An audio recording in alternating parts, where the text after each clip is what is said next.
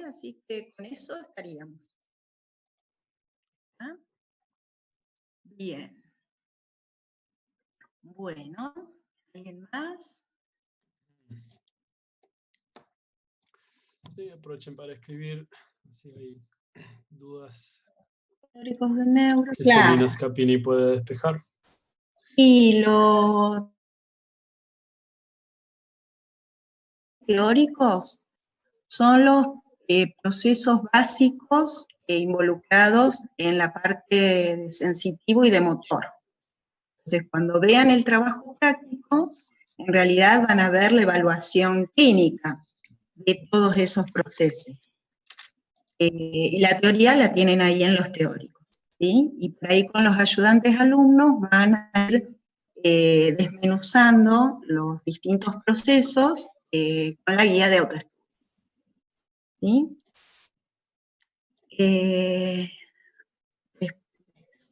Ciclo circadiano, lo vemos con cada hormona como un tema aparte. A ver,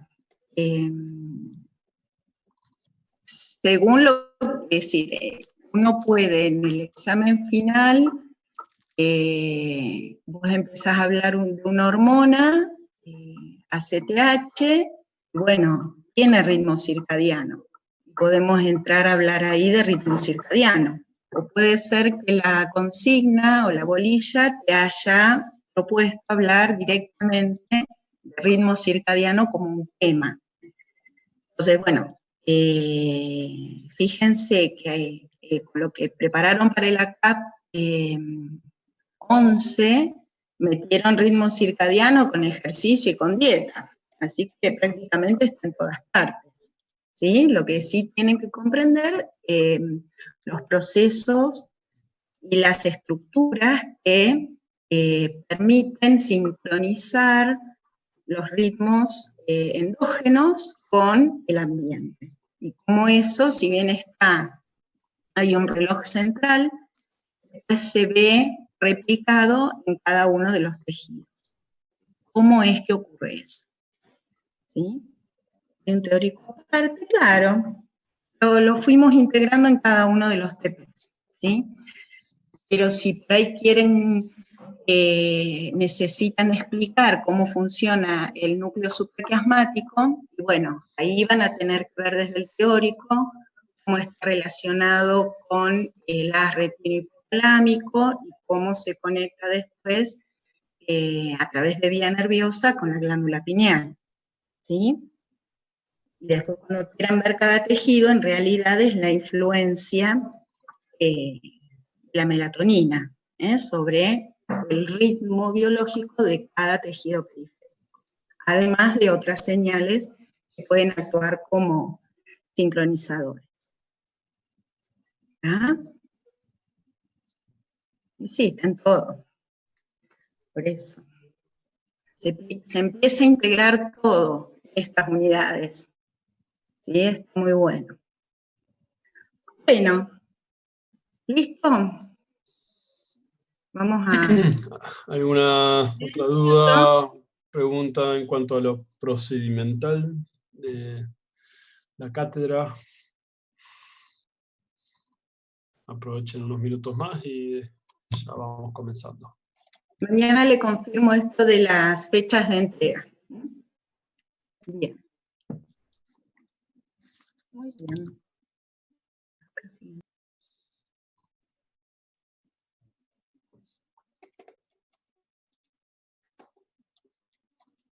Bueno, Celi, ¿qué número vienen siendo las clases últimamente?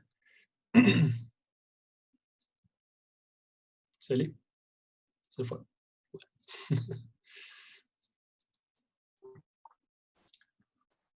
Bueno. Bueno, muy bien. Vamos a comenzar en breve. Por ahí sí, también si quieren aprovechar para hacer algún otro tipo de pregunta. Están cayendo ya los últimos alumnos llenando la sala de espera y en breve conectamos. ¿Sí? Emi, quedan 2 semanas más de trabajos prácticos. Bien, bien. Esta, la que viene, y la segunda de junio. Y ya después Perfecto. Durante la tercera semana hacemos estas clases de consulta y el viernes 19 tendríamos el parcial. Bien. Bien apretadito todo.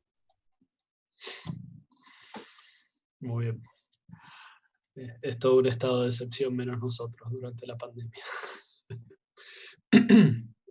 Bueno. Bueno, muy bien. Vamos a dar comienzo. Entonces, voy a detener el video para mejorar la calidad de audio. Esto ya lo había comprobado en la reunión pasada. Y sí, vamos a pasar a compartir la pantalla en breve. Estamos...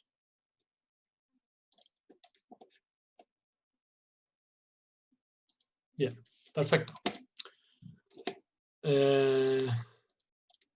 Tengo aquí abierto el chat. Cualquier cosa pueden hacer consulta a través de este medio. Traten que los micrófonos estén silenciados en caso que se pueda llegar a filtrar algo del ambiente del entorno de cada uno de los alumnos. Lo único que tengo en duda es si puedo salir bien. Bien. Vamos a ir admitiendo también. Bueno, voy a tener acá también abierto la sala de espera. Por si... Yo te admito, Emi, te admito un rato más los que van entrando. Y a las bien. 1:30 me voy. Bueno, perfecto. Igual puedo mantener las cajas acá a mano. ¿Sí? Bien, bueno, el laboratorio que hace el tema de este trabajo práctico en particular, lamentablemente es algo que a las funciones de realizarla de modo virtual un poco se perdería, o al menos la intención de dar este práctico vamos a establecer qué es lo que quiero transmitir o qué es lo que realmente se quiere transmitir en este práctico de la manera más interactiva y visual posible, ya que estando acá y filmando ciertos movimientos o reflejos, creo que no se va a poder percibir. Así que vamos a ver si algunos clips de YouTube pueden llegar a implementar esta actividad que es un poco más visual de lo que acostumbran otros temas teóricos y sobre todo en la exploración médico-neurológica. Nuevamente, más allá de los objetivos que integran y encabezan cada uno de estos trabajos prácticos, siempre es importante establecer que lo que tratamos o al menos lo que yo particularmente trato de comunicar, es un poco la conexión entre el conocimiento fisiológico de maniobras de examen físico específica que podemos realizar, implementar en lo que sería en futuro próximo su práctica clínica casi diaria, o al menos muchos de ustedes, y ciertamente apenas terminen la facultad. Así que lo que vamos a integrar en este práctico son justamente muchas de las maniobras de lo que apunta a evaluar el sistema somático-motor, ciertamente aparejando y de una manera resumida, ya que la idea es que no voy a dar un teórico completo sobre la fisiología completa detrás de los reflejos espinales, por ejemplo. La idea es justamente trazar qué es lo que obtenemos, cómo es lo que obtenemos, mejor dicho, cuando queremos evaluar este tipo de vía neurológica, qué es lo que tenemos que tener en cuenta fisiológicamente, y un poco hacer relacionar cada uno de estos puntos. Voy a tratar de compartir distintas partes de la pantalla para ver si es posible, así que voy a probar si es algo Sí, bien, aparece distintas ilustraciones que un poco quiero ir al punto, así que establecido ahí que se puede. Bueno, muy bien, entonces, antes de largar, si en 2 o 3 mensajes que vea aparece, está bien el audio, todos me escuchan bien. Pueden hacer confirmación oral o escribir en el chat. Una vez que vea 3 sí, 4 sí, perfecto. Entonces seguimos. Gracias, gracias, gracias. Gracias por la retroalimentación. Bueno, entonces, ¿cuál es el propósito de cada una de estas áreas que vamos a empezar a analizar de manera integrada? La evaluación de estas ciertas porciones del sistema nervioso no van a ser exclusivamente supeditadas a la práctica de una especialidad, por ejemplo, en este caso neurología. Esto prácticamente trata de establecer cuál es la importancia clínico-médica de conocer primero y principal qué es lo que establece cada maniobra, básicamente cómo se hace, y bueno, esto hubiese sido la parte práctica o de laboratorio fundamental al estar todos reunidos y el poder aprovechar para practicar alguna de estas maniobras entre ustedes o con un voluntario o voluntaria. Pero bueno, vamos a ver si, en fin, viéndolo por videos de YouTube, se aproximan de alguna manera a esto. Pero el propósito es justamente de localizar patología neurológica y en el caso del sistema somático motor, como habrán estado viendo en alguna de su bibliografía consultado, ya sea en las clases teóricas, todo lo que hace a la división del sistema nervioso periférico y más específicamente hablando del sistema nervioso consciente o somático, es justamente la división de todas las ramificaciones nerviosas que alguna vez ya habrán visto más intrínsecamente durante su clase de anatomía, busca justamente establecer la relación de la vía de indemnidad de las porciones más periféricas del sistema nervioso a justamente cómo se interconecta con las porciones del sistema nervioso central. Entonces busca establecer todo desde un control, sería un organismo de control central, que sería justamente nuestra porción encefálica, y ver justamente dónde se originaría la fuente de la respuesta a un estímulo. Entonces, todo este recorrido justamente incluye el sistema nervioso central en su porción más específica del recorrido del tallo cerebral, con todo lo que lo contiene, con todas las partes que lo conforman, de la médula espinal a los relevos sinápticos nerviosos y luego a las raíces de la cual emergen eventualmente todos los nervios y sus terminaciones somatomotores en cada una de las partes que vamos a analizar. Entonces, básicamente estamos estableciendo que toda esta vía, que es una vía de ida y vuelta, ya que una de las cosas más básicas y fundamentales que podemos hacer para evaluar este tipo de vía o conexión es justamente hacer un testeo de reflejos. Entonces, ¿qué es lo que vamos a hacer? Vamos a agarrar nuestro martillo de reflejos. No tengo a mano el mío, pero creo que básicamente todo el mundo sabe cierta idea de cómo luce. Vamos a ver en cada uno de los videos cómo se obtiene. Específicamente, aquí está hablando sobre un voluntario que descubra las rodillas para identificar rótula, el tendón que lo ve con la tibia palpándolos, y usando el martillo de reflejos, se va a martillar entonces en el lugar de una manera directa, seca y rápida. ¿Sí? Entonces, básicamente acá lo que está hablando es de obtener el reflejo rotuliano. Bien, antes de entrar específicamente entonces en el reflejo, en lo que es la obtención de reflejos, vamos a empezar un poco a analizar, ¿sí?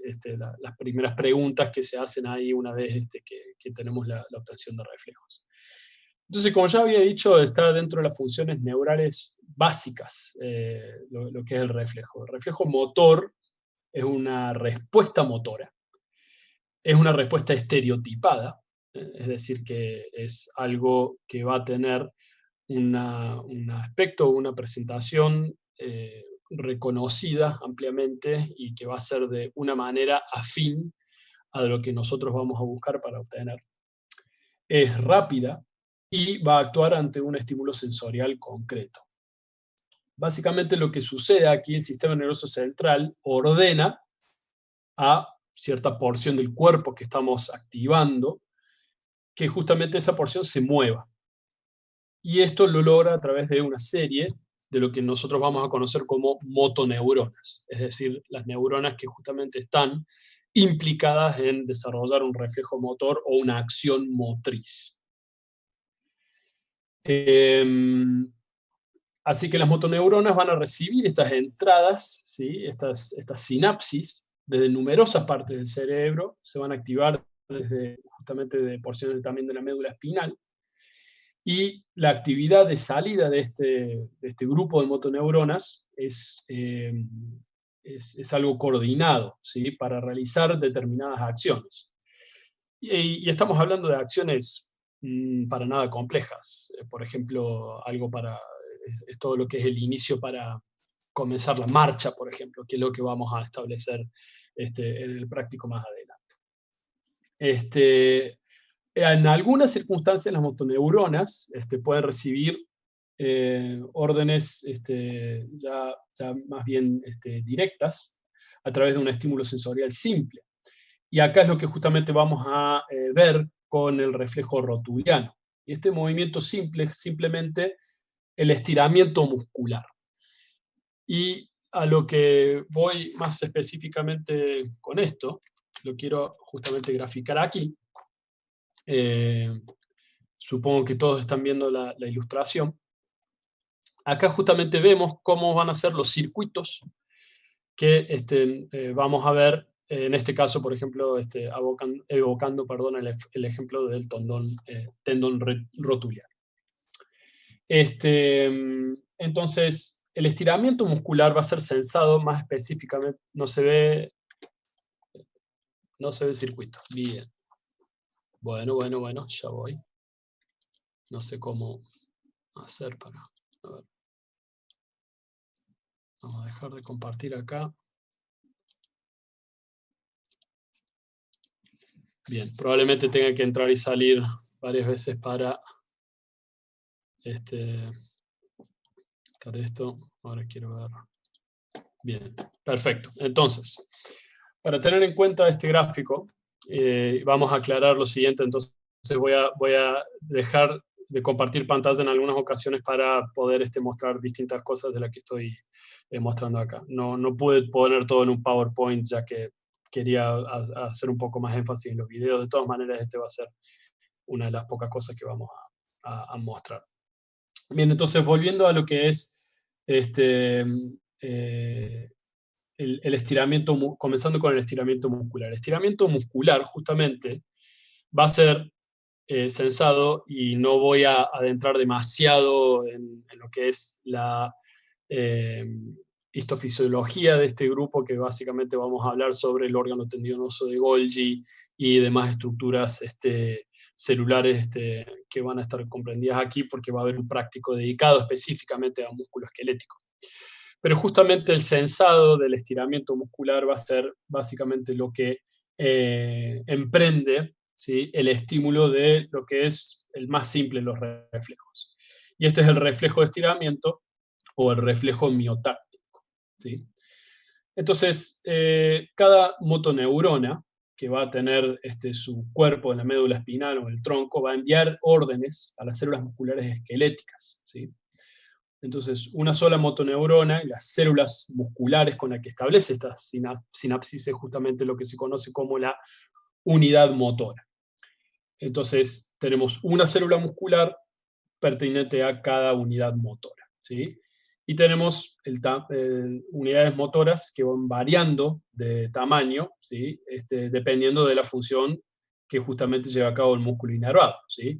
Y esto justamente va de la mano de la cantidad de fibras musculares o cuán grande es justamente un grupo muscular. Entonces, no es lo mismo, no va a ser lo mismo la cantidad o el tamaño de las unidades motoras de las que inervan los músculos oculares, ¿sí? O del globo ocular con, por ejemplo, el cuádriceps, que es lo que vamos a establecer. Básicamente hay dos tipos de motoneuronas, y esto también lo vamos a ver muy, muy sucintamente para no pisar temáticas de otro práctico. Pero vamos a tener las motoneuronas alfa, que inervan las fibras musculares principales que van a generar la fuerza, que estas son las fibras extrafusales, y esto hace referencia justamente al uso muscular. Y las motoneuronas gamma, inervan las fibras de los usos musculares o intrafusales, ¿sí? Cuando tenemos un estiramiento, se produce una contracción rápida y de manera refleja del mismo músculo, ¿sí? O sea que es toda una acción que se llama homolateral, ¿sí? La contracción lo que hace es aumentar la tensión del músculo oponiéndose al estiramiento. Entonces, el reflejo de estiramiento es fuerte en lo que son justamente los músculos que fisiológicamente llevan a cabo una extensión, o sea, los que se resisten a la fuerza de gravedad. Y el reflejo miotáctico justamente es específico para el mismo músculo que se está estirando. Entonces, hacemos un golpe sobre el tendón rotuliano, este tendón se va deformando, se tensa y se estira justamente el músculo cuádriceps. Se produce una contracción y los reflejos también justamente se ponen en marcha, haciendo que a partir del estímulo, ¿sí? En la médula espinal, las motoneuronas del músculo extensor justamente activa esto, y el músculo flexor, que se opondría a esa acción que se va a determinar, o que nosotros buscamos con la acción refleja, va a inhibir, o van a ser inhibidas, justamente por otro grupo de motoneuronas cerrando hacia el ciclo. Y como justamente pueden ver, ese es el camino que simultáneamente al accionar o al hacer ese estiramiento, situados más específicamente en la rótula, se va justamente a cerrar esto. Entonces, el aumento de longitud del músculo, ¿sí? Es justamente lo que estimula, ¿sí? Al uso muscular. En la médula espinal hay acciones sensoriales, que son específicamente las 1A, van a terminar en estas motoneuronas alfa, que siempre están inervando el mismo músculo, ¿sí? Siempre es algo que cierra el ciclo sobre el mismo grupo muscular. No hay otro grupo saltatorio, no hay decusación en ese caso, ¿sí? Así que básicamente la regla es una neurona sensorial, una sinapsis central y una motoneurona. Y eso es básicamente el ciclo que tenemos. Entonces, lo que podemos analizar de este punto, y ahora vamos a dejar de compartir pantalla y nuevamente compartir para volver aquí, es justamente, y lo vamos a ver en los ejemplos, es entonces comprender el sentido de conocer esta neuroanatomía de los reflejos. Entonces, ¿qué vamos a tratar de establecer? Justamente cómo conducirían estos impulsos sensoriales o aferentes que van hacia la raíz dorsal de la médula espinal y que completa este arco reflejo, justamente se llama arco, que va del músculo a la médula espinal para volver justamente al final de donde comenzó. Y justamente cómo determina la respuesta efectora, digo, eferente, que es justamente este grupo de coordinación motriz que acabamos de terminar de describir. Entonces, normalmente, ¿qué es lo que nosotros tenemos que establecer cuando hacemos esta indentación sobre alguno de los tendones que vamos a ir a buscar? Justamente tenemos que tener una acción refleja evidenciable.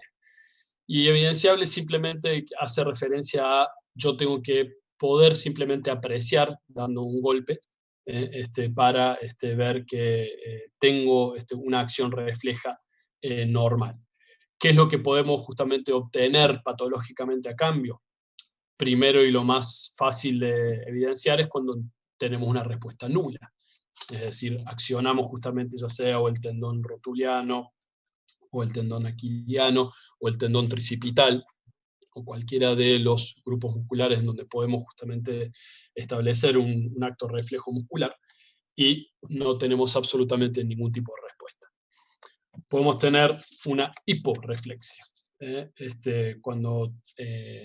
Como estábamos estableciendo que tenemos una respuesta estereotipada, quiere decir que van a tener que a poner manos a la obra y empezar a evaluar de por sí cómo sería una buena cantidad de personas respondiendo ante un reflejo rotuliano típico y otro tipo de reflejos. Entonces, una vez así podemos establecer que podemos tener una respuesta disminuida a un acto reflejo normal. Y por el otro lado tenemos justamente una hiperreflexia.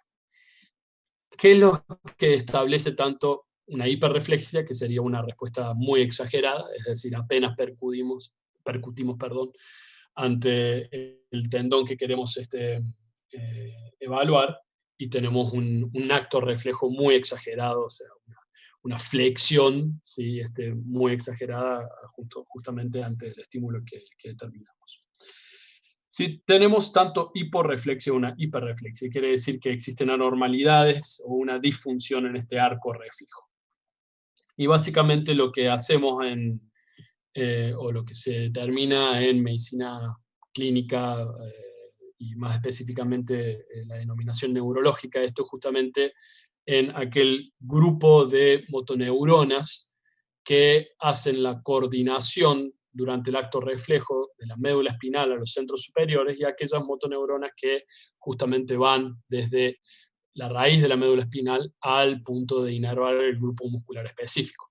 Este último grupo son aquellas motoneuronas inferiores, y el grupo que mencioné antes de esto, que va a estar más concentrado justamente en las vías ascendentes, y más específicamente es lo que todo pertenece a lo que se llama el tracto córtico espinal. Esto es justamente la motoneurona superior. Básicamente la motoneurona superior, o todo lo que es el tracto córtico espinal, con otros de los tractos específicamente descendentes que le integran, que tampoco vamos a empezar a analizar porque es todo un capítulo de neuroanatomía en Snell, por ejemplo. Pero básicamente lo que hace, o la función que lleva a cabo la motoneurona superior, es justamente la influencia inhibitoria en estos reflejos. Entonces, si tenemos, por ejemplo, una hiperreflexia, justamente podría llegar a estar hablando de que existe algún daño en estas vías córtico-espinales, o en algún punto del tracto córtico-espinal o de la motoneurona superior. Justamente esta es la que hace a la inhibición normal que tiene que haber. Es decir, que en algún punto del ciclo es lo que modula o regula la respuesta refleja, y si nosotros perdemos función de este grupo, la motoneurona superior, no va a haber una modulación, no va a haber una inhibición ante un reflejo, y por lo tanto vamos a tener una hiperreflexia. Y esto es uno de los puntos, uno de los signos que se denominan de la motoneurona superior. Entonces, si tenemos pérdida de la influencia inhibitoria que normalmente tenemos gracias a este tracto córtico-espinal, vamos a tener justamente una hiperactividad y una pérdida de la influencia inhibitoria normal. Por otro lado, si tenemos una hiporreflexia, ¿sí? Probablemente tengamos una disfunción en todo ese mecanismo graficado, como vieron recién, el arco reflejo. Entonces, ya sea una disfunción de la motoneurona inferior, que básicamente sería todo lo que es la eferencia, o de los componentes que son aquellos que van a ser eminentemente sensitivos, la aferencia del arco reflejo. Alguna disfunción en algunos de estos dos puntos pueden producir una hiporreflexia cuando nosotros estemos examinando la obtención de reflejos. Entonces, siempre van a haber grupos musculares, ¿sí?, tanto agonistas como antagonistas, que van a ser activados, y por otro lado un grupo que se opone a ese movimiento que queremos elicitar con la búsqueda de reflejo, hace justamente esa activación por un lado y desactivación o inhibición por el otro, para que solamente se efectúe un tipo de acción, ya sea flexión o extensión. Y eso va a depender justamente de cuáles van a ser los grupos musculares estimulados que nosotros vamos a buscar con los reflejos. Entonces esto es un tipo de reflejo profundo o espinal específicamente, el reflejo osteotendinoso espinal o profundo, así se lo quiere clasificar desde ese punto, ¿sí? Y bueno, y el modelo que justamente explicamos la vía neuronal, ahí estuvimos estableciéndolo con el gráfico. Entonces vamos a pasar a...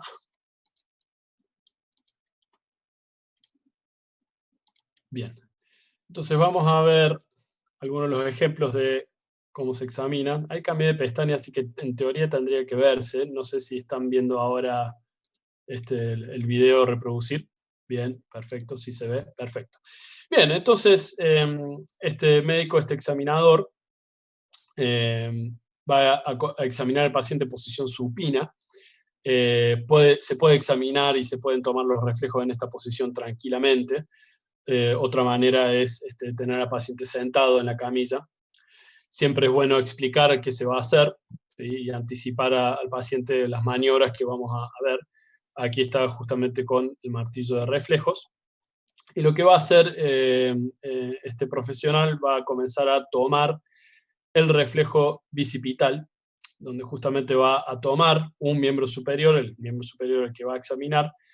Le tenemos que comunicar al paciente que tiene que relajar este miembro superior. ¿Por qué es importante eso? Porque si tenemos algún grupo muscular haciendo una tensión muscular específica, entonces muy probablemente el grupo que nosotros queremos efectuar la respuesta refleja ya va a estar de por sí en una contracción previa a la búsqueda de reflejo. Entonces vamos a tener una falsa hiporreflexia, si se quiere.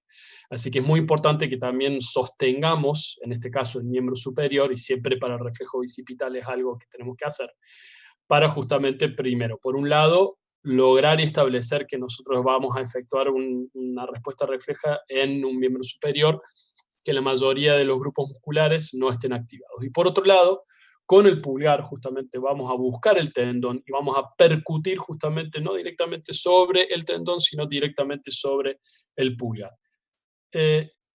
Lo que vamos a ver, y lo que tienen que prestar atención, es que es muy rápido, pero créame o no, este es el mejor video que encontré sobre esto, es justamente una contracción bicipital.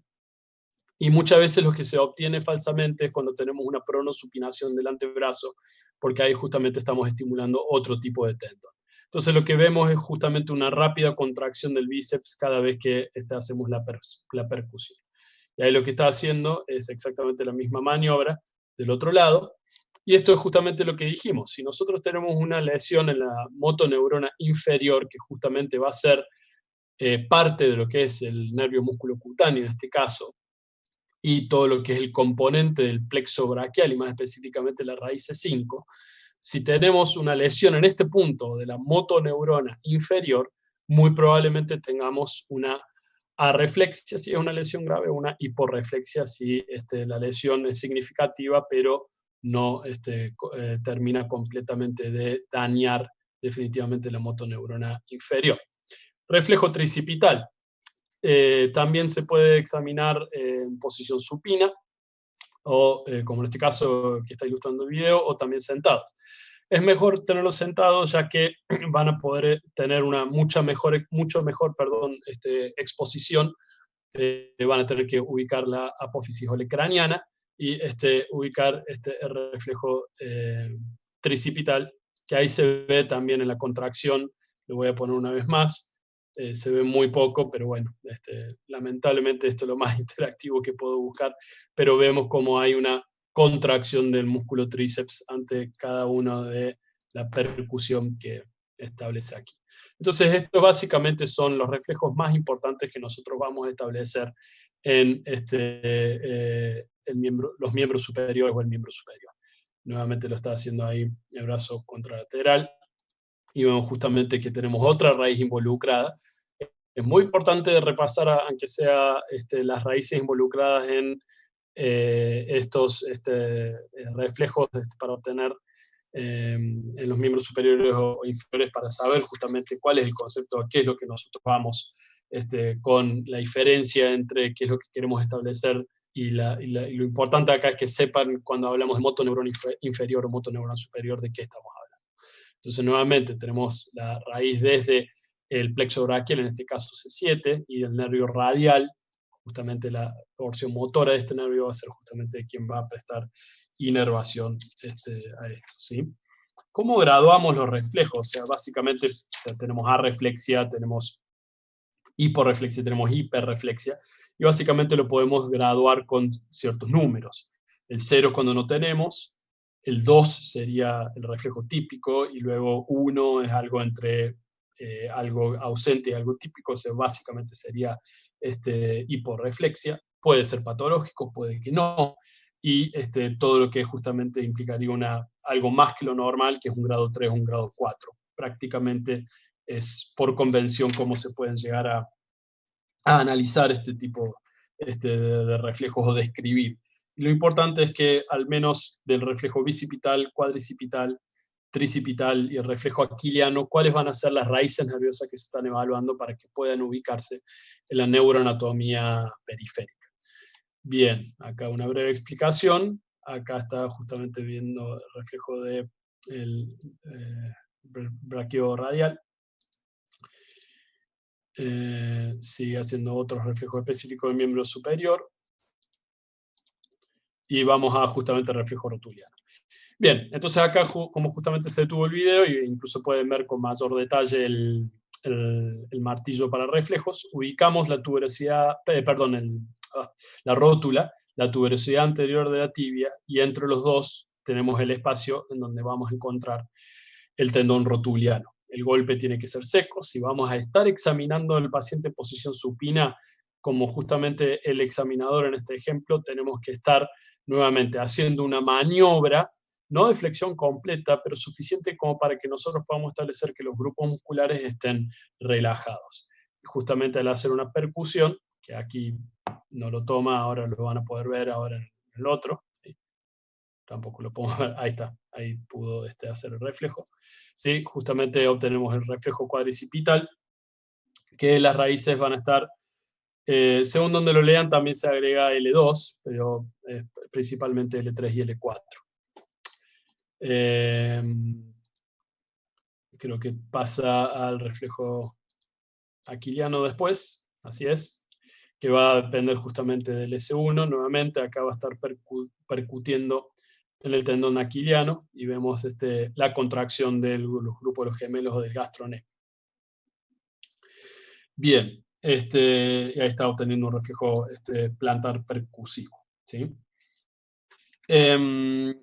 Entonces, cada uno de estos reflejos básicamente nos va a establecer, o el propósito clínico es establecer la localización de cierta patología neurológica que va a afectar a nuestro sistema nervioso periférico. Y más específicamente a establecer si puede haber una lesión sospechosa de la motoneurona inferior y la motoneurona superior. ¿Por qué es importante establecer la diferencia entre estos dos? Y porque básicamente me va a estar hablando de una lesión nerviosa periférica o de una lesión nerviosa central. Y determinar esto va justamente a determinar cómo voy a investigar cada una, que se hacen de una manera muy distinta. Y también va a establecer el grado de riesgo, en que si yo puedo llegar a documentar tanto una lesión de la motoneurona inferior, que habitualmente pueden llegar a ser por alguna causa traumática, o enfermedad del sistema nervioso periférico, como pueden llegar a ser algunas radiculopatías, o enfermedades nerviosas periféricas degenerativas, sin afectar al sistema nervioso central. Si tenemos enfermedad de la motoneurona superior, ahí entonces estamos también hablando sobre ciertas enfermedades que algunas veces pueden llegar a ser degenerativas. Podemos llegar a tener lesión en algún nivel de la médula espinal, traumática o atraumática, ya sea por puede ser por una compresión tumoral, por ejemplo. También pueden llegar a ser algunas de las polineuropatías que pueden llegar a afectar la médula espinal. Y en el caso que podamos llegar a tener alguna lesión mixta, algunas veces puede haber una combinación de tanto una lesión o algo que afecte tanto la motoneurona superior o inferior, y eso no es lo más común, al menos en el espectro clínico, pero también existe, y vamos a tener tanto una combinación de hallazgos típicos, al menos en examinación de reflejo, de tanto de la motoneurona superior o inferior.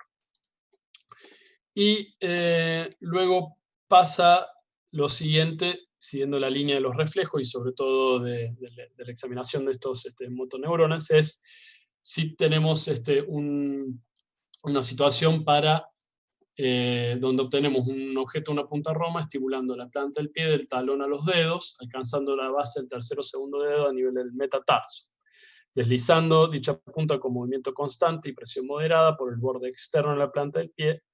Tenemos que ver justamente el movimiento que hace la articulación metatarso-falángica del hallux, es decir, qué pasa con el dedo gordo cuando lo establecemos. Bueno, esto establece básicamente la descripción del test de Babinski, o el reflejo de Babinski. Y parte de una examinación neurológica estándar tiene que influir justamente la búsqueda de este reflejo. Entonces, habíamos hablado sobre el tracto córtico-espinal, y esto se origina en las motoneuronas de la corteza cerebral, y descienden al lado opuesto de la médula espinal, justamente inervando eventualmente o alcanzando, mejor dicho, a los grupos musculares que se establecen. Estos tractos córticos espinales, justamente lo que tienen es una influencia nuevamente inhibitoria. Entonces, la influencia inhibitoria es lo que hace que se suprima a lo que es el signo de Babinski. Entonces, lo que habitualmente deberíamos ver es que en todos nosotros debemos tener una indemnidad de este sistema de la motoneurona superior o del tracto córtico espinal. Entonces está inhibiendo lo que justamente es el signo de Babinski. Así que lo normal es que nosotros tengamos lo que se llama un Babinski negativo. Entonces, si nosotros establecemos el signo de Babinski como negativo, cuando hacemos esta estimulación del recorrido con este objeto de punta roma del talón por el lado externo hasta los dedos, normalmente nosotros tenemos que ver una respuesta flexora, o no tiene que pasar absolutamente nada. Entonces, el hallazgo normal es cuando no tenemos signo de Babinski o cuando tenemos una flexión plantar, que se llama. Nuevamente, cuando nosotros estimulamos esto, los dedos del pie se tienen que flexionar, ¿sí?, hacia la planta del pie, ¿estamos? O básicamente no elicitar absolutamente ningún tipo de respuesta. Entonces, esto es lo que nosotros conocemos como signo de Babinski negativo, y esto refleja la indemnidad del sistema de mi motoneurona superior, que está inhibiendo o haciendo su práctica inhibitoria normal sobre ciertas respuestas fisiológicas que tenemos que encontrar. Así que lo normal es que tengamos o cero respuesta o una respuesta flexora. ¿Cuál es la respuesta anormal entonces? Cuando tenemos una extensión, sobre todo a predominio de la extensión del hallux o del dedo gordo del pie, que puede llegar a acompañarse con la extensión en tipo abanico del resto de los otros dedos. Y acá vamos a ver cómo se examina nuevamente. Entonces,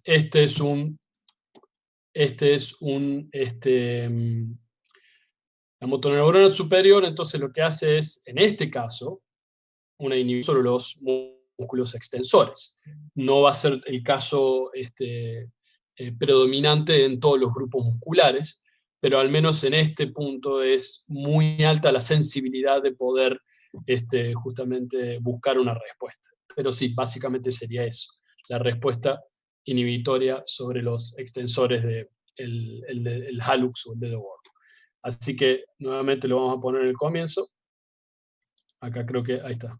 Entonces lo más importante es que vaya bien del lado externo y tenemos que observar detenidamente qué respuesta tenemos, ¿sí? El dedo gordo del pie o el hallux. Y esta persona hace una muy tímida flexión, como pudieron ver ahí. ¿Ven? Ahí aproxima los dedos hacia la parte, a la porción plantar del pie, pero el dedo gordo no hace una extensión. Y por extensión estableceríamos que el dedo gordo se tendría que muy marcadamente mover, y a veces los otros 4 dedos en forma de abanico, ¿sí? Algo así como cuando se tiran a la pileta en el nado sincronizado, también van siguiendo el dedo gordo del pie en esa extensión. Entonces, nuevamente, ¿qué es lo normal? La ausencia de este movimiento o una leve flexión. ¿Cuál es el hallazgo anormal? Una extensión, ¿sí? Entonces, cuando habíamos clasificado los reflejos bueno, ¿cuál es la importancia clínica? Si tenemos una lesión de la motoneurona superior, justamente nos puede indicar ante cierta patología que implique una disfunción del tracto córtico-espinal en algún punto de todo su recorrido, desde su origen en la corteza motora hasta su recorrido descendente en la médula espinal. Entonces, por una pérdida inhibitoria normal de esto, vamos a tener un Babinski positivo. Y el Babinski, como hizo el examinador en ese video, lo tenemos que buscar justamente bilateralmente, ya que tenemos 2 tractos descendentes con su respectiva decusación, y esto puede llegar a estar afectando a una sola porción y no a la otra. Así que podemos tener un Babinski positivo unilateral o positivo bilateral, o negativo bilateral. Y básicamente ese es el hallazgo normal, el Babinski negativo. Entonces, profe, si el reflejo da positivo, ¿la lesión sería a nivel de la motoneurona superior? Sí, justamente esto es muy específico de lesión de motoneurona superior, y tenemos que investigar un número de patologías que específicamente puede llegar a dar este tipo de lesión. Es uno de los signos más importantes en neurología, pero básicamente cualquier examen clínico. Siempre estos reflejos, chicos, lo más importante es que tienen que ser interpretados en el contexto de todo el marco clínico de todo paciente. Así que, más allá de ser parte de un examen físico que queremos ver, necesitamos saber cuáles son los síntomas que presenta, cuál es la queja, qué es lo que establece, en fin.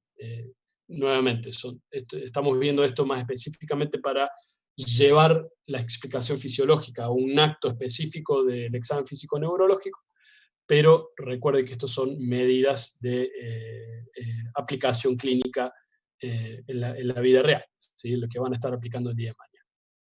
Entonces, eso es básicamente la importancia clínica, y nos tiene que ponernos a pensar que tenemos alguna posible lesión en la motoneurona superior. Los reflejos osteoteninosos profundos, como justamente estuvimos viendo, son aquellos que van a tener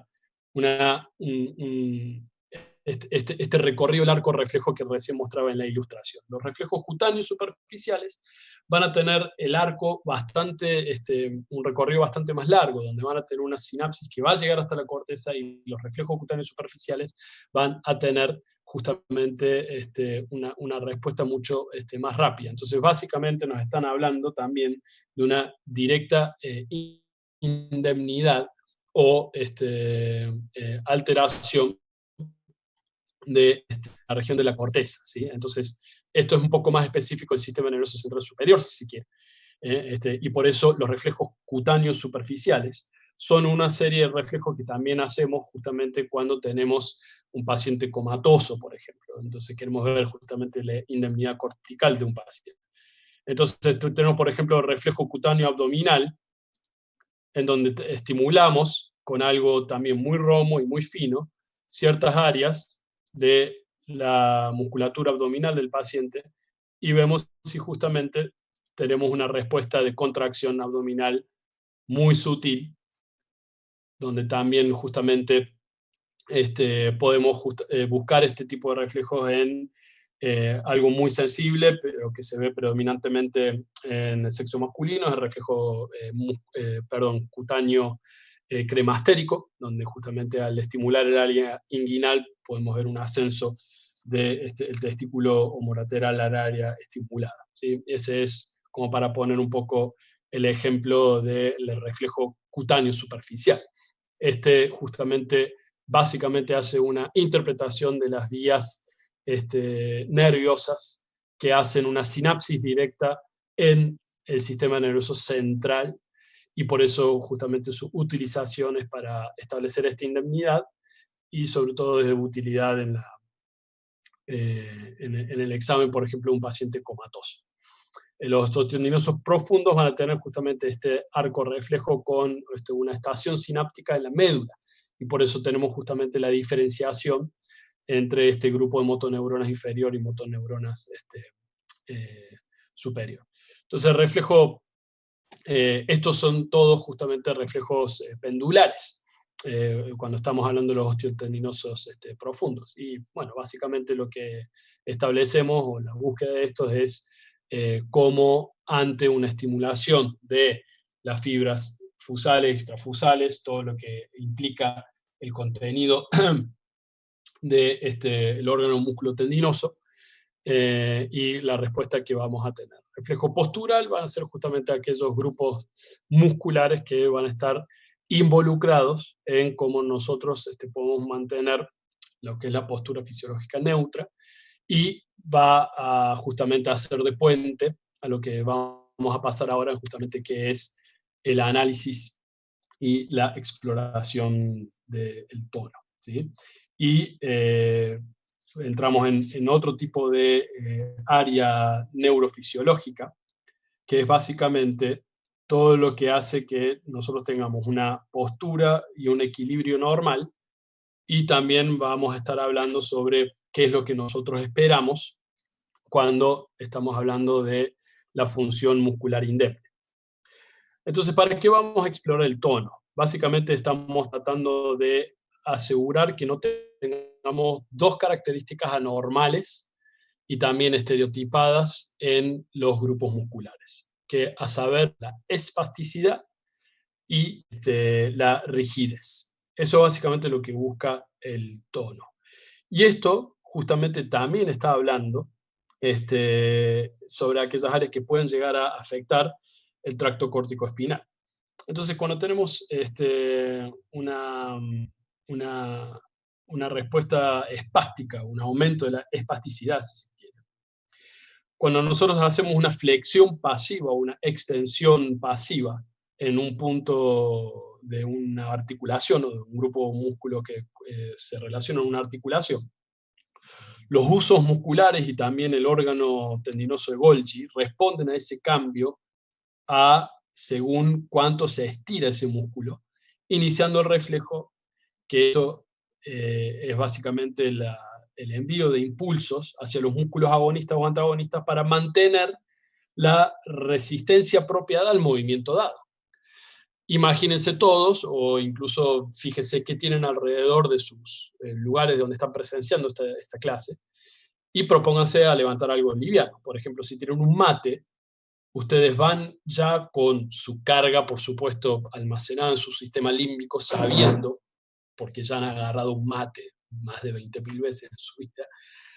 Si ustedes van y lo agarran y lo alzan, ya están condicionados, por un lado, en su sistema nervioso central o en sus funciones superiores, para establecerlo más neuroanatómicamente, en que van a saber que van a levantar algo muy liviano. E incluso hasta ya podrían establecer en sus mentes y podrían figurar hasta cuánto pesa un mate con o sin agua, por ejemplo. Al mismo tiempo, todo esto que acabo de explicar, involucrando el órgano tendinoso de Golgi y a los usos musculares, van a justamente también a hacer su trabajo independientemente de nuestras funciones superiores, haciendo que apropiadamente la acción de tanto grupos musculares, tanto flexores o extensores, en este caso el miembro superior que va a estar levantando mi mate, va a ser apropiado. Entonces no voy a agarrar el mate como si fuese a agarrar una pesa de 25 kilos, ¿sí? Porque si no, arrojaría el mate por encima de mi hombro y lo voy a tirar atrás a la pared y voy a hacer un desastre. Si en cambio, justamente, si estoy viendo que tengo en el piso una pesa, que sé que pesa 25 kilos, nuevamente también voy a hacer mis órganos tendinosos de Golgi, mis usos musculares, van a hacer el setting apropiado de mi tono, en este caso mi miembro, mi miembro superior, para justamente hacer la fuerza apropiada y para justamente tener el tono apropiado para recoger una pesa de 100 kilos, por ejemplo. Entonces, por un lado vamos a tener eso, y por otro lado también vamos a tener actuando este tracto córtico-espinal, haciendo una influencia inhibitoria en el mecanismo de reflejo espinal, ¿sí? Para que justamente ayude a que se ajuste el tono apropiado para mantenerlo. Entonces, yo no puedo justamente objetivar si el tono muscular es adecuado al hacer que alguien levante un objeto, porque no sabemos cómo podemos llegar a reaccionar individualmente ante un objeto. Es muy difícil de objetivar eso. Entonces, lo que hacemos es justamente hacer lo que se llama una flexión pasiva. Nosotros vamos a... Perdón. No, se puede cargar, terminar de cargar. Nosotros lo que vamos a hacer es tomar algún, ya sea miembro superior o miembro inferior, qué lástima que no carga. Bueno, puede pasar.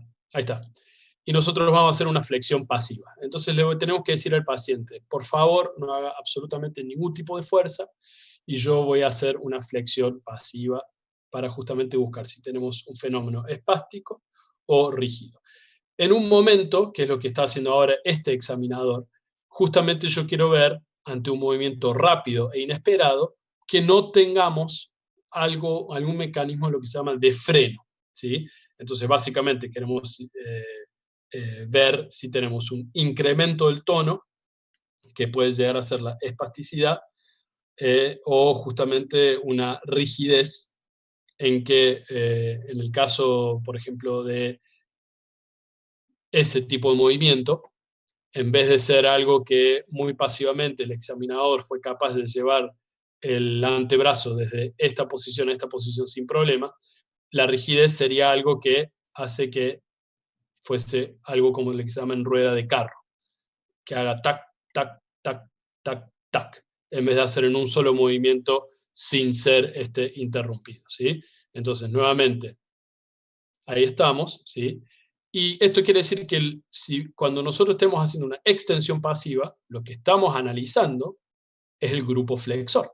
Entonces, lo que no queremos es que nuestro grupo flexor se interponga en el movimiento que yo estoy justamente haciendo. Entonces, cada vez que nosotros hacemos un movimiento de extensión, la idea de probar de cómo está el tono, estamos justamente evaluando los grupos musculares antagonistas al movimiento que nosotros estamos haciendo.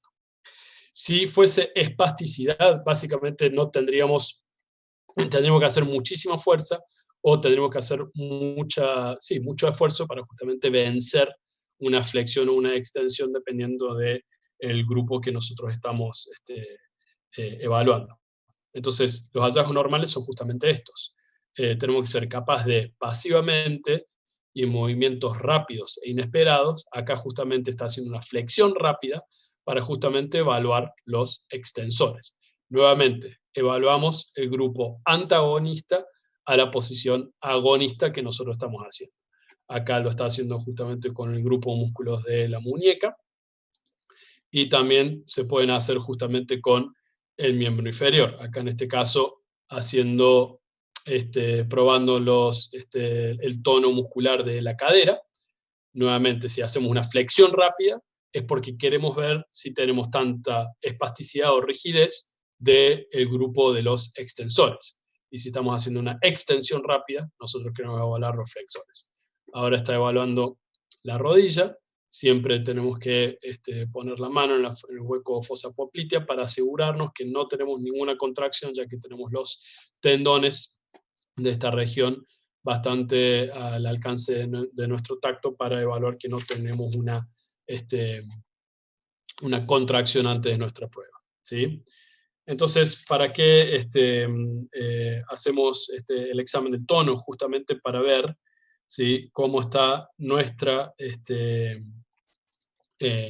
vía córtico-espinal, que puede llegar a estar afectando a nuestro sistema nervioso periférico. Entonces, el movimiento de rueda de carro, o cogwheel, que se llama, es cuando tenemos rigidez, ¿sí? Entonces, cuando tenemos un movimiento que se hace de manera estacionada, ¿sí? Quiere decir que no tenemos una inhibición del grupo que corresponde a lo que se contrapone al movimiento que queremos hacer, y tenemos un aumento local en el tono, ¿sí? Eso sería la rigidez. Básicamente, esto hace alusión a lo que se llama el grupo de neuronas que regulan el tono, que básicamente están específicamente localizados en los ganglios basales, o también lo que se llama una disfunción extrapiramidal.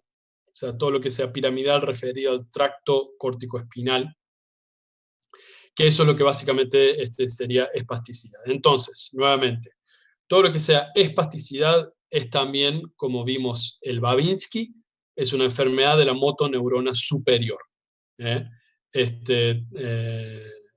Lo que es rigidez, o lo que hace aumentar la rigidez, o lo que es el hallazgo de en rueda de carro, que se llama, eso es una lesión o una disfunción extrapiramidal, que básicamente habla muchas veces de la lesión de los ganglios basales, ¿sí? Y esto es una lesión fundamental en una enfermedad clásica de la lesión extrapiramidal, que es el Parkinson, ¿sí? Entonces acá podemos justamente ver uno de estos ejemplos, cómo podemos llegar a ver en la rigidez. Entonces, si tenemos a alguien que tenga una lesión de la motoneurona superior, ya con esto que estuvimos dando en analizar, vamos a encontrar hiperreflexia por alteración de las vías inhibitorias. Vamos a tener un Babinski positivo, porque tendría que tener una extensión del hallux cuando hacemos la estimulación de la planta del pie, y vamos a tener espasticidad cuando evaluamos el tono. El tono y la fuerza, muy buena pregunta, no se examinan de la misma manera. Nosotros vamos a examinar el tono basal simplemente haciendo estos movimientos pasivos, buscándolos en las articulaciones de flexión y extensión.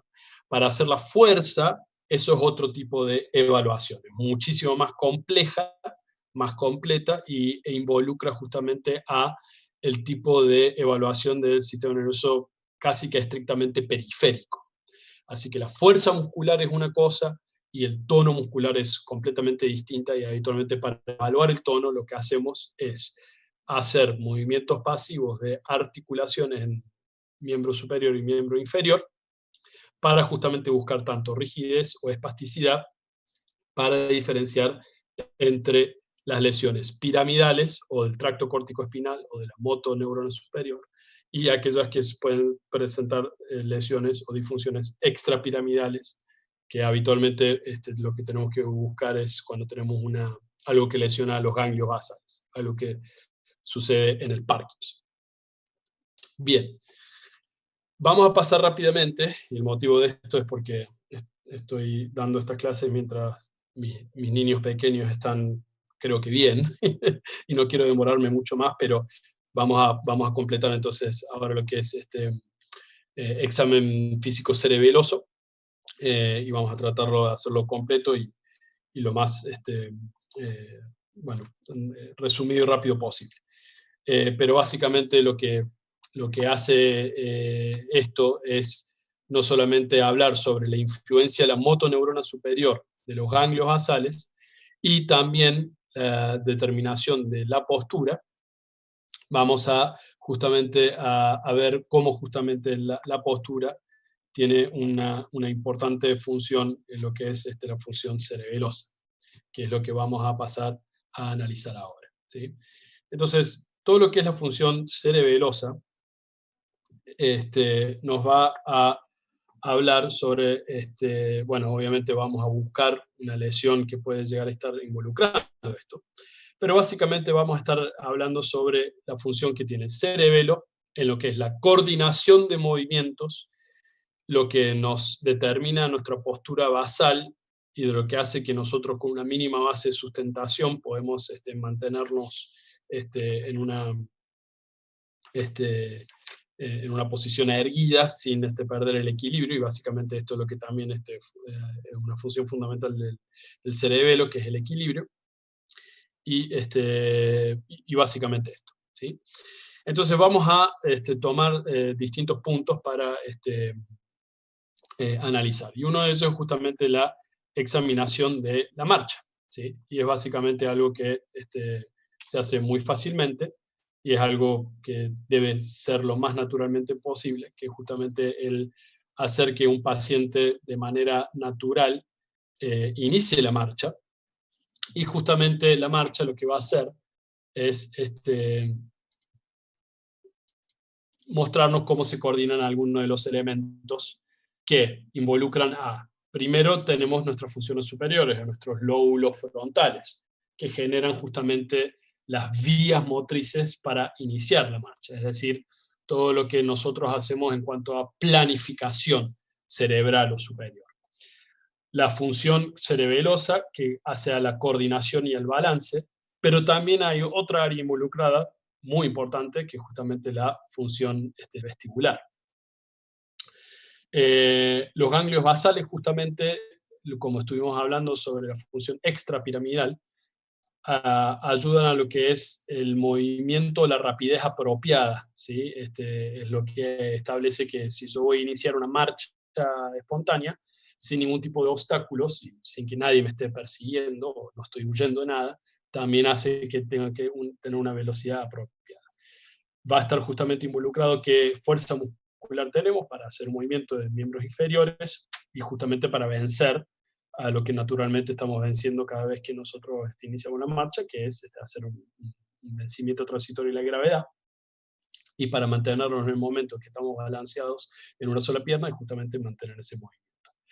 Y por último, otra de las vías involucradas espinales fundamentales es lo que hace el fundamento de la propiocepción, que básicamente es nuestro GPS interno que nos dice y nos ubica, sin tener los ojos abiertos, cómo justamente estamos. Entonces, lo fundamental para el examen de la marcha es, bueno, nos presentamos al paciente, vamos a decirle qué vamos a hacer, y la idea es tener un área como este pasillo, explicándole qué es lo que queremos que haga. Solamente queremos que inicie la marcha, llegue hasta un punto, dé la vuelta y luego retorne. En ese accionar, nosotros justamente tenemos que prestar una atención a cómo inicia justamente la marcha. Vemos el balanceo de los brazos, le damos la orden de que se dé vuelta, miramos justamente cómo hace esto, y vemos también en el examen de la marcha cuándo se va y cuándo viene. Entonces, en este simple accionar, justamente estamos examinando de manera indirecta todas estas áreas que estuvimos analizando. Si es apropiado, es decir, por ejemplo, en este caso el video que estamos viendo es un paciente joven y aparentemente no tiene ninguna patología, podemos hacer justamente que haga lo que se llama una marcha en tándem, o una marcha de talón punta de pie, que es ahora justamente lo que va a analizar el examinador con su paciente. Entonces eso es marcha en tándem, poner un pie uno adelante del otro, o como si caminásemos en una cuerda floja. Noten que el examinador se queda cerca de su paciente, porque no sabemos qué puede llegar a pasar a nuestro paciente dependiendo de qué quejas o síntomas presentó. Así que nos quedamos cerca por si las dudas podemos llegar a presenciar una caída o una pérdida de equilibrio, ¿sí? Bien, entonces, volviendo a lo que es la marcha normal, vemos que el sujeto al que estamos evaluando inicia la marcha sin ninguna duda, o sea, en ningún momento se detuvo y tuvo que pensar o analizar cómo iniciar la marcha. Entonces eso ya podemos establecer que tenemos un área de coordinación indemne y un área de centros superiores indemne. Vemos que marcha y noten cómo las piernas están a la misma altura de los hombros. Esto es básicamente nuestra base de sustentación normal. Esto, por supuesto, tenemos que establecer que es en toda persona adulta. Entonces, no es lo mismo el análisis de marcha en un chico de 2 años, de 4, de 6. En un adulto, la base de sustentación normal, básicamente, como una regla general, tiene que estar las piernas o los miembros inferiores, cada uno a un nivel a cada hombro a su lado. Si está estableciendo una marcha de sustentación muy amplia, quiere decir que probablemente no tenga una buena coordinación para poder establecer una marcha normal. No tiene que pensar justamente, o no tiene que tener ninguna dificultad al establecer un cambio de dirección como sujeto al llegar a un punto y el examinador al decirle por favor pegue la vuelta y regrese, no tuvo que pensarlo, salió absolutamente natural. Entonces esto habla de una coordinación indemne y básicamente la marcha es una de las maniobras neurológicas que podemos ver tranquilamente cualquier pérdida de coordinación. Y al volver justamente establecemos cada uno de estos. ¿Qué podemos entonces encontrar? Como dijimos, una marcha no coordinada, una marcha que da unos pasos bien, pero después es como que trastabilla y parece caer y después lo retoma, ¿sí? Una marcha que necesita abrir las piernas para aumentar su base de sustentación. Básicamente imagínense la marcha de alguien intoxicado por alcohol o ebrio, que está tratando de comunicar. Y esto se conoce como una marcha atáxica o marcha cerebelosa, y vamos a ver por qué. La marcha parkinsoniana, que es justamente una marcha que habla sobre una pérdida de tono y básicamente hacia un aumento de la rigidez, es cuando tenemos una marcha de pasitos cortitos, ¿sí? Un poco como inclinado, y habitualmente tenemos una pérdida del balanceo de los brazos. Y eso un poco, básicamente acá evalúan a qué tipo de neuronas originarán el balanceo de los brazos. Es algo que no se sabe y no está 100% perfectamente establecido, pero básicamente el balanceo de brazos es un muy buen indicador de la coordinación de la marcha y de la activación sobre múltiples vías y vías sinápticas neuronales de los centros superiores. Así que básicamente la falta de coordinación de brazos, por ejemplo, en una marcha parkinsoniana, que habitualmente da esos pasitos cortitos hiperrígidos y habitualmente con los brazos bien pegados al costado del cuerpo, justamente hablan sobre la influencia de otras vías que están teniendo una determinación directa sobre, sobre una marcha normal. Entonces, básicamente lo que nosotros estamos evaluando son los centros cerebelosos y cerebrales superiores, centros de coordinación, que habitualmente es cerebelar, como bien digo, y también podemos establecer justamente cómo podemos llegar a tener una lesión específica de la motoneurona inferior de los miembros superiores, por ejemplo, donde tenemos una marcha apráctica, si tenemos que una pierna levanta bien y la otra la deja pegada al piso, ¿sí? Si tenemos alguna lesión vascular del centro nervioso central que nos da una hemiparesia o una hemiplegia por un accidente cerebrovascular, también vamos a tener justamente típica marcha por tener una pérdida de la irrigación de un área de la corteza motora que puede llegar a estar afectando a tanto toda nuestra motoneurona superior como nuestra motoneurona inferior.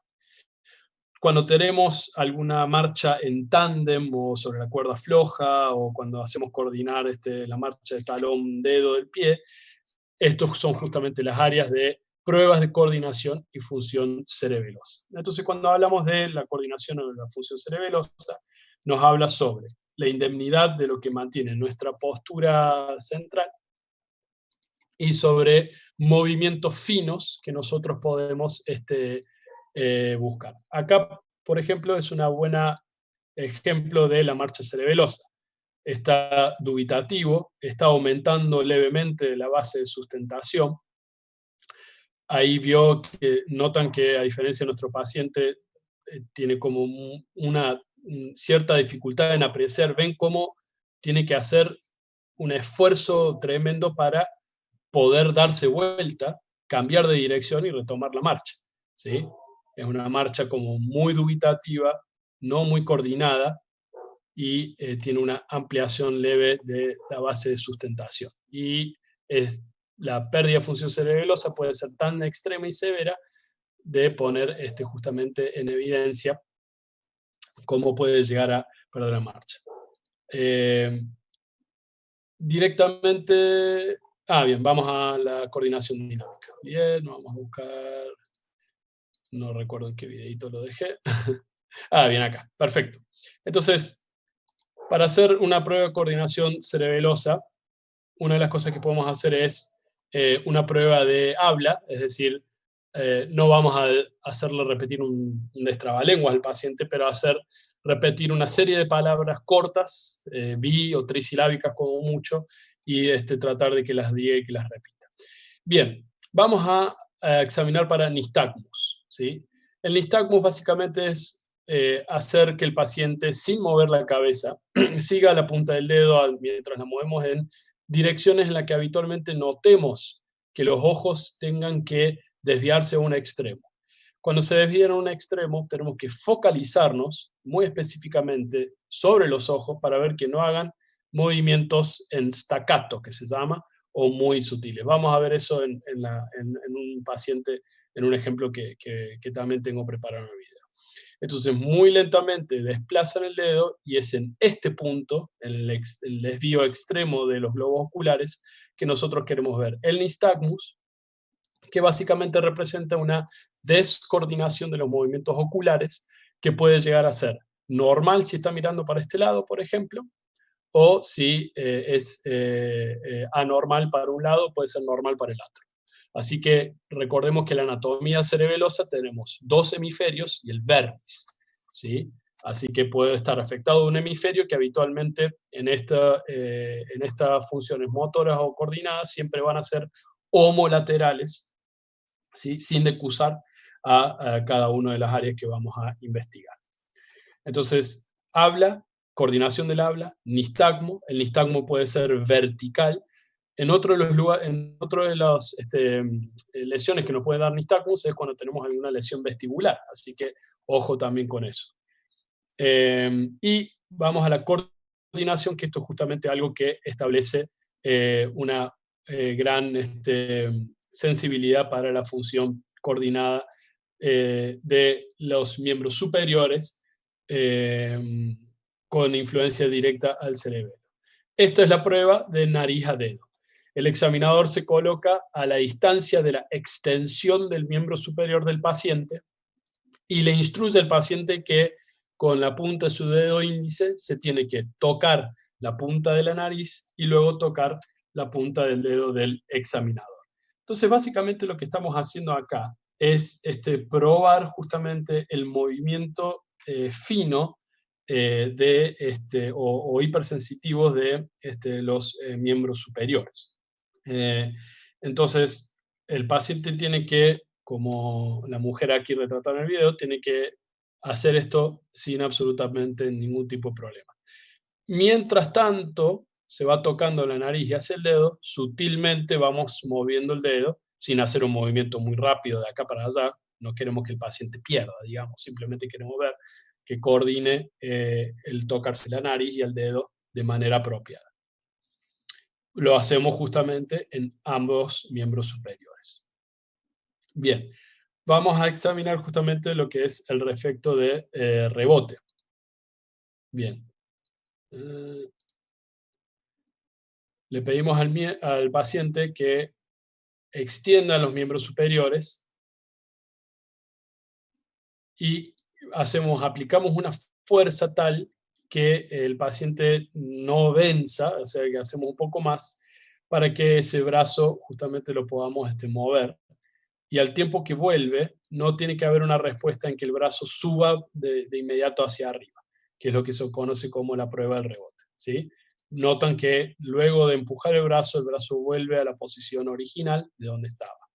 Y no tiene que irse hacia arriba o hacer un rebote extremo. Y eso también habla sobre la función cerebelosa. Hipotonía, ¿sí? Que puede llegar a estar siendo un indicador de cómo es la prueba cerebelosa, o espasticidad también es algo que podemos llegar a encontrar en caso de que se asocie a una motoneurona superior. Bien, vamos a conocer una palabra complicada para todos, que es la disdiadococinesia, que es justamente la inhabilidad o no poder hacer movimientos alternantes y rápidos. Y el mejor ejemplo es hacer este movimiento lo más rápido posible. Pronosupinación de una mano sobre la otra, lo hacemos lento al comienzo y rápido después, y luego hacemos este tipo de función en el miembro superior contralateral. El paciente tiene que ser capaz de hacer eso sin ninguna dificultad. También los reflejos pueden llegar a verse alterados en la función cerebelosa, ¿sí? Entonces vamos a ver el reflejo patelar, como dice acá, y cuando tenemos enfermedad cerebelosa vamos a notar una hiporreflexión. También podemos hacer coordinación en los miembros inferiores, aparte de los miembros superiores, y vamos a hacer lo que se llama la prueba canilla-talón. Entonces el paciente se va a sentar, le vamos a sacar las medias y calzado, y vamos a hacer que lleve el talón a la rodilla y deslice el pie sobre toda la canilla. Y haciéndolo como la disdiadococinesia, cada vez más rápido. Entonces que vuelva y lo haga, vuelva y lo haga, vuelva y lo haga.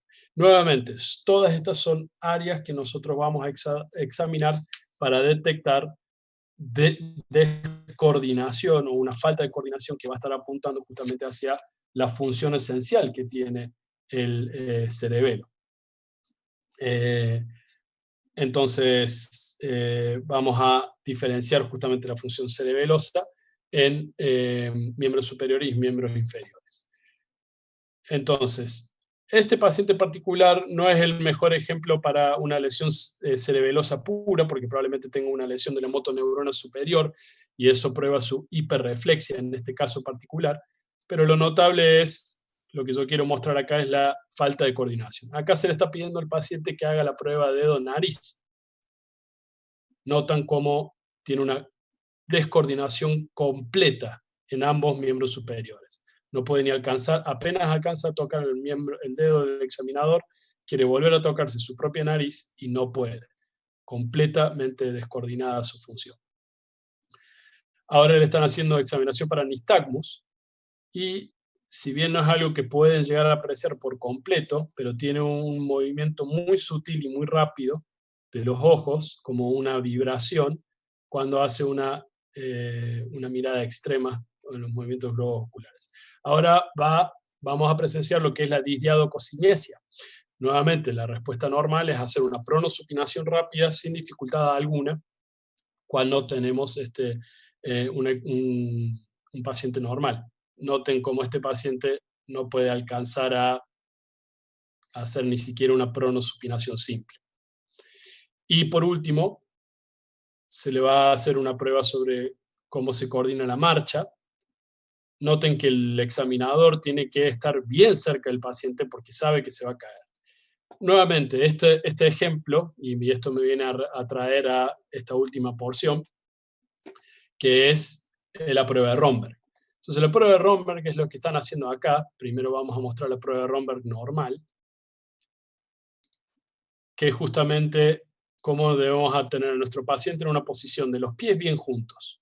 No puede estar, justamente este examinador mostraba ejemplos de cómo no debe estar alguien parado, no tiene que ser muy ancho, no tiene que estar cruzado el pie, tiene que ser esta posición, los pies bien juntos, brazos preferentemente hacia adelante o hacia los costados, bien erguido, y acá el Romberg justamente no es algo específico de la función cerebelosa, sino que va a estar evaluando los tractos, las columnas posteriores que hacen a la conducción de la propiocepción, es decir, que nosotros con los ojos cerrados normalmente, con indemnidad de los tractos posteriores, o de Goli-Burdach, como también los pueden conocer, que justamente estos son los encargados de la propiocepción, es decir, todos nosotros debemos ser capaces de estar en esa posición erguidos y parados, y al cerrar los ojos, ya que nuestra función, globo ocular vestibular, también nos hacen a que tengamos esa trampita de que podemos tener los ojos abiertos y básicamente nuestra muleta invisible para mantenernos de pie. Pero también tenemos nuestros órganos vestibulares o de Corti, que justamente se encargan de esto. Ahora, al cerrar los ojos, básicamente nos deja supeditado a que tenemos un sistema propioceptivo indemne, a que tenemos una función vestibular indemne, Pero también lo más importante es que también tenemos una función cerebelosa indemne, ya que todo esto en esta simple maniobra, muy simple maniobra, que la pueden hacer sin absolutamente ningún instrumento, está poniendo en funcionamiento todo este tipo de cosas. ¿Cómo establecemos cuál puede llegar a estar alterada si este paciente se cae? Y básicamente haciendo todo este examen. Acá le están haciendo la prueba de Romberg a este pobre hombre, que está con una disfunción cerebelosa muy importante, y con los ojos cerrados ven que le cuesta mantenerse parado. Y cuando lo hacen marchar, tiene una marcha, ahí le están haciendo una marcha en tándem y está completamente descoordinada y atáxica su marcha.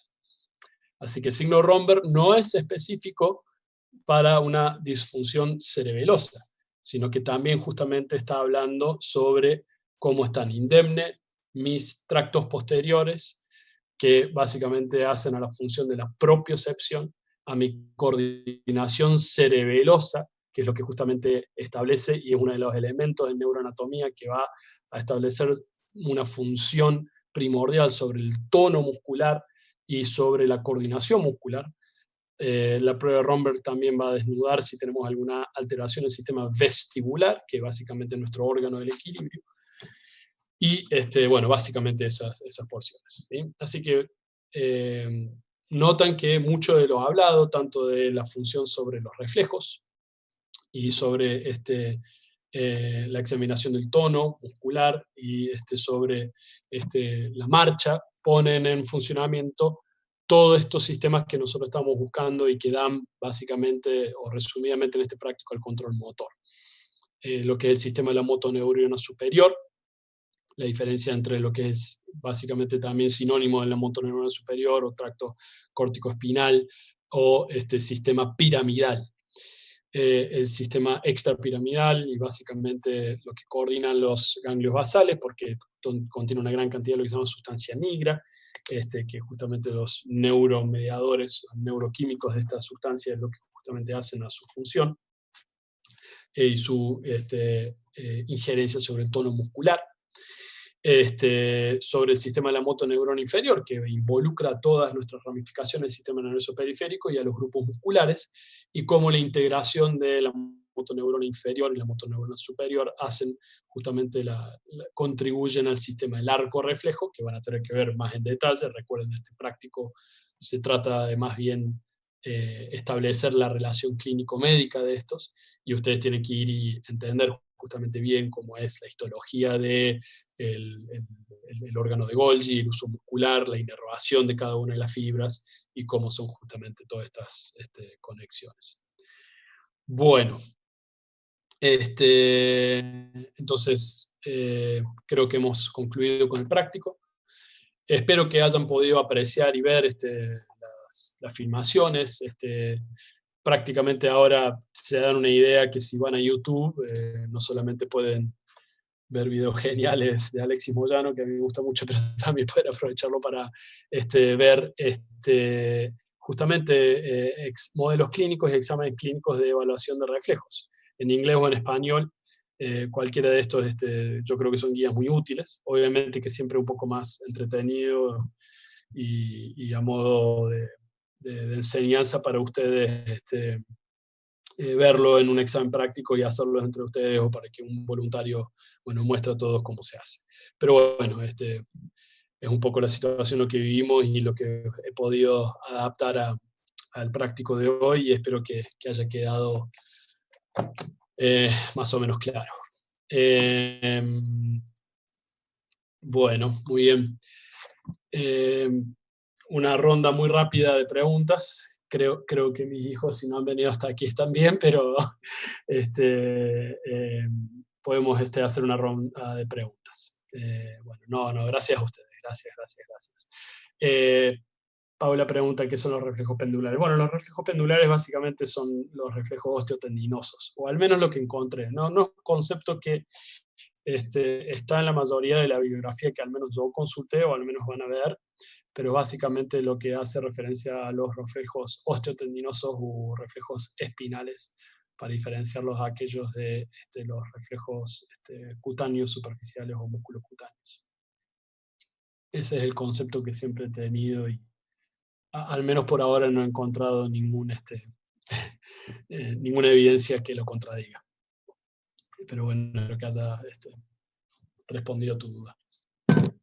Hay tiempo para más dudas. Si quieren pueden hacerlo en voz alta, no tengo ningún problema. Los voy leyendo, pero si quieren hacerlo por micrófono lo pueden hacer. Tenía muchas. Sí, adelante, Augusto. Sí. ¿Te escucho bien? Yo te quería hacer una consulta, más que nada por el práctico, ¿viste? Que es más aplicado a la parte de laboratorio y demás. Pero después, aparte de eso, ¿qué tanto tendríamos que especificar en la parte histológica y demás como para ir entendiendo todos los recorridos? No, simplemente cualquier libro de neurofisiología, de los que están escritos en la bibliografía, les recomiendo el gráfico que les mostré, es del boron, está muy bien explicado. La parte de neuro está más desorganizada que otras unidades, así que van a tener que un poco ir y volver en ciertos capítulos de neuro.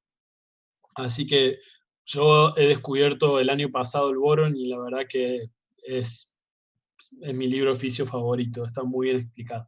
Se expande muchísimo sobre ciertas cosas, es cierto, es una lectura más lenta, pero, por ejemplo, está muy bien especificado sobre la función, en este caso, cómo integra los conocimientos de la histología muscular, del uso del órgano tendinoso de Golgi y el uso muscular, y todas las vías con esos gráficos, que es uno de los ejemplos que mostré. Si hubiese sido una clase específicamente sobre eso, me hubiera basado casi que íntegramente en ese capítulo. Yo creo que está muy bien explicado. Pero, ¿qué es lo que tienen que aprender a dibujar en un final, por ejemplo? Muestre el arco reflejo. Entonces, ahí la idea es que sepan explicar cuáles son las motoneuronas, cuáles son las fibras específicas utilizadas. Recuerden que estuvimos viendo eso al comienzo de la unidad, de los distintos tipos de 1 alfa, gamma, etc. Y bueno, dónde se inervan específicamente, hacia dónde van, dónde vuelven, qué áreas van a ser estimuladas y qué áreas van a ser inhibidas. Eso básicamente es lo que tienen que ser capaces de explicar bien si tienen que dar arco reflejo. La prueba talón, rodilla, Paula, es otra de las pruebas que evalúan la coordinación motriz dada específicamente por el cerebelo. Y cuando hablamos del cerebelo, hablamos y también nuevamente, tenemos que dar toda una clase de más de 1 hora para hablar sobre todas las vías de coordinación cerebelosas, cerebrales y espinales. Pero básicamente lo que está hablando es sobre la función de la coordinación motriz cerebelosa, y en este caso específicamente de los miembros inferiores. Así que tenemos áreas en los hemisferios cerebelosos, en que van a diferenciarse, en la que coordinan la coordinación, valga la redundancia, de los miembros superiores, y aquellos que coordinan los miembros inferiores. Así que en un examen clínico cerebeloso tenemos que evaluar en el mismo examen cómo tenemos los miembros superiores y cómo tenemos los miembros inferiores, porque podemos tener indemnidad de alguno y un grupo y alteración de otro. Y eso está hablando justamente en qué área va a estar ubicada la lesión cerebelosa, o sea, en qué porción del hemisferio, de cuál es los hemisferios cerebelosos. Recuerden que estas lesiones van a ser homolaterales. Como había dicho Viviana, no está 100% todo claro sobre qué tipo de neuronas. Se cree que parte del sistema extrapiramidal, como había mencionado, que está involucrado en justamente cómo es lo que nos evita la rigidez muscular. Y esto básicamente son las neuronas extrapiramidales o de los ganglios basales. Pero hay un sinfín de número de conexiones específicas en el sistema nervioso central que pueden llegar a dar el origen y una explicación del balanceo de brazos. Al menos lo que yo busqué y traté de establecer puntualmente, no hay una respuesta así específica. Bueno, últimas 2 o 3 preguntas. No quiero que me denuncien de la Sociedad Protectora de Niños.